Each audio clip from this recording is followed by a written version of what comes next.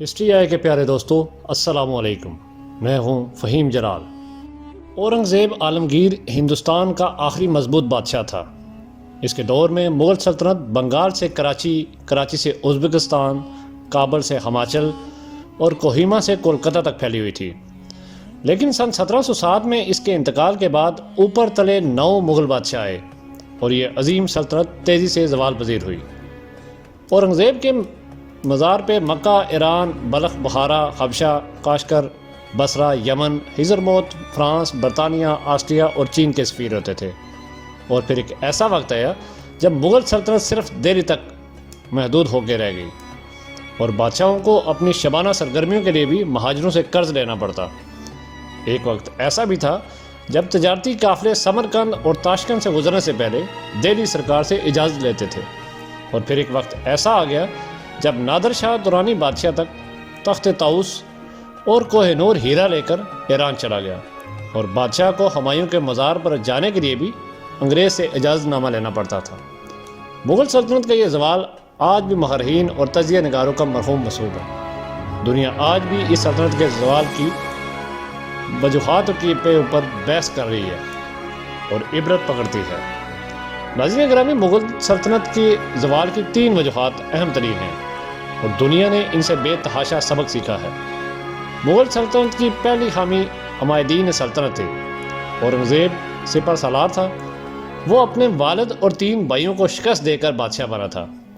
اس نے اپنے تمام بھتیجے اور بھانجے مروا دیے تھے۔ وہ 88 سال زندہ رہا۔ ان 88 برسوں میں اس نے کسی شہزادے کو عسکری تربیت نہیں لینے دی۔ چنانچہ اورنگزیب کے بعد مغلوں میں ایک بھی کام کا سپہ سالار اور منتظم نہیں تھا۔ پورا شاہی محل کبوتر باز، خطاط اور مناظرے کا شوقین تھا، اور یوں ایڈمنسٹریشن اور سپہ گری کا فن مغلوں کے ہاتھ سے نکل گیا۔ اورنگزیب نے اپنے نیچے کسی کو پنپنے نہیں دیا، لہذا ہندوستان میں کوئی کام کا کمانڈر نہیں بچا۔ فوج 4 لاکھ تھی، مگر اس کا سالار کبھی شاعر ہوتا تھا، کبھی مصور اور کبھی کوئی کبوتر باز۔ سلطنت کے باقی منصوبوں پر چن چن کر نااہل اور کمزور لوگ تعینات کیے جاتے تھے، کیونکہ بادشاہ کا خیال تھا کہ اگر کوئی اہل شخص آ گیا تو وہ اپنے ارد گرد تمام اہل لوگوں کو جمع کر لے گا، بادشاہ کے خلاف بغاوت ہوگی اور یوں تخت کسی اور کے ہاتھ میں چلا جائے گا۔ چنانچہ سن 1707 سے 1857 تک ہندوستان کے کسی منصب پر کوئی اہل شخص تعینات نہیں ہوا، اور اس کے نتیجے میں ہندوستان پہ ہر سال حملہ بھی ہوا، تباہی بھی ہوئی اور سلطنت بھی مختصر ہوتی ہوتی دہلی تک رہ گئی۔ اس دوران ایسٹ انڈیا کمپنی نے مغل دربار سے یہ معاہدہ کیا کہ ان مغل شہزادہ عسکری ٹریننگ نہیں لے گا۔ سلطنت کی حفاظت کی ذمہ داری کمپنی کے پاس ہوگی اور یہ ریاست کو بچائے گی۔ چنانچہ شہزادوں کے پاس صرف 3 شغل رہ گئے: شاعری، کبوتر بازی اور مجرے، اور یہ ان تینوں شغلوں کے لیے اپنی زمینیں، محل اور باغات یہ سارے دیتے چلے گئے۔ دوسری وجہ، مغل دنیا کی تبدیلیوں سے بے خبر تھے۔ دنیا میں سائنسی اور صنعتی انقلاب آ چکا تھا۔ یورپی لوگ امریکہ تک پہنچ گئے تھے اور وہ خطہ قدرتی وسائل سے مالا مال تھا۔ امریکہ کی دریافت سے قبل ہندوستان خام مال کی سب سے بڑی منڈی تھا، مگر سن 1700 تک یہ منڈی امریکہ شفٹ ہو چکی تھی، لہذا ہندوستان کی تجارتی حیثیت کم ہو گئی۔ جہاز رانی اور بارودی اسلحے نے بھی بار برداری اور جنگوں کی نفسیات بدل دی تھی۔ دنیا میں تعلیمی اور تجارتی انقلاب بھی آ چکا تھا۔ صنعتی پیداوار نے زرعی پیداوار کی جگہ لے لی تھی اور سکلز اور سروسز کے سیکٹر بھی متعارف ہو چکا تھا، جبکہ ہندوستان کنویں کے مینڈک کی طرح ان تبدیلیوں سے بے خبر تھا۔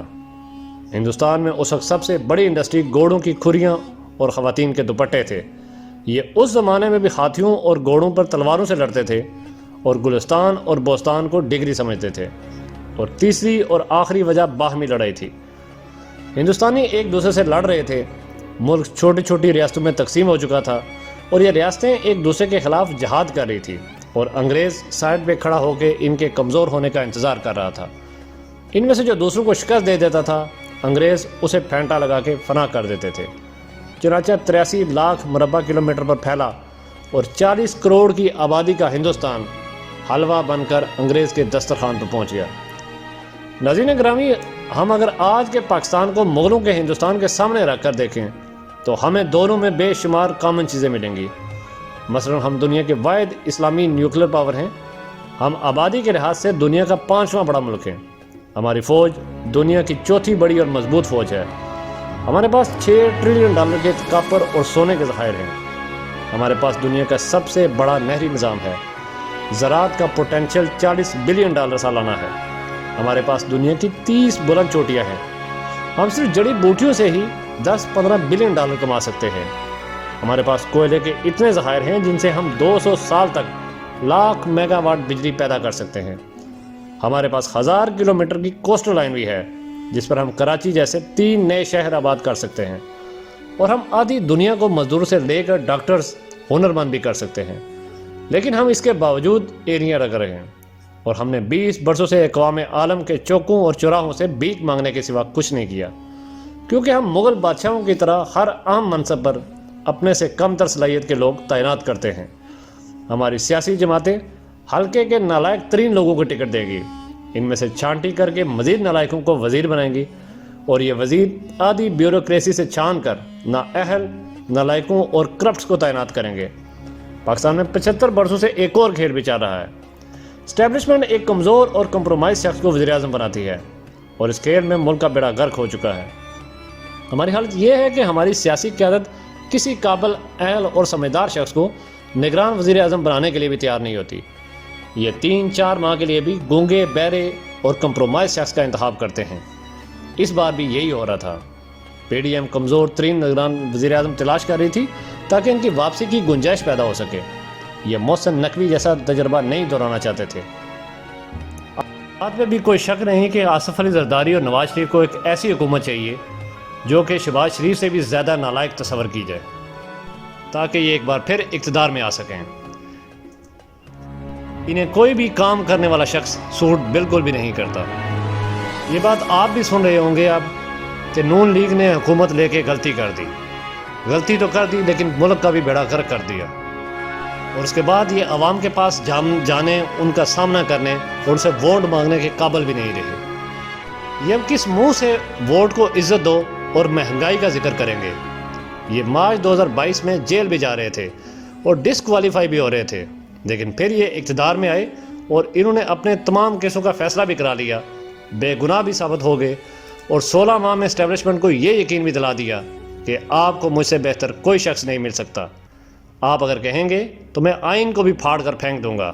میں میاں نواز شریف کی مخالفت کے باوجود انوار الحق کاکڑ کو نگران وزیر اعظم بھی بنا دوں گا، لہٰذا آپ کو مجھ جیسا شخص کہاں ملے گا؟ لہٰذا ہم یہ کہہ سکتے ہیں کہ یہ 16 ماہ شہباز شریف کے ہی تھے۔ جی تو معزز دوستو، یہ تھی ہماری آج کی ویڈیو۔ امید ہے ویڈیو آپ کو پسند آئی ہوگی۔ اس حوالے سے آپ کی رائے کیا ہے؟